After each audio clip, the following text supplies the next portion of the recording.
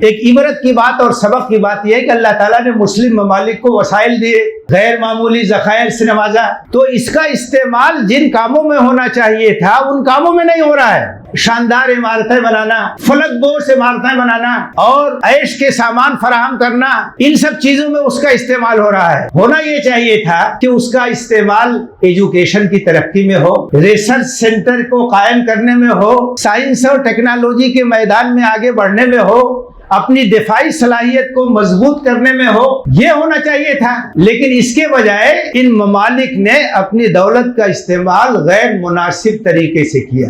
آپ ذرا سوچئے کہ 47 سال سے پابندیاں جھیلنے کے باوجود ایران نے جو حکمت عملی اپنائی، آپ اندازہ کیجئے، جائزہ لیجئے تو معلوم ہوگا کہ تعلیم کی شرح وہاں بہت اچھی ہے، خواتین بھی بہت زیادہ تعلیم یافتہ ہیں، اور سائنس اور ٹیکنالوجی کے میدان میں ایک سے ایک ماہر ہیں ان کے پاس۔ تو انہوں نے مثبت طریقے سے جو بھی وسائل تھے ان کا استعمال کیا۔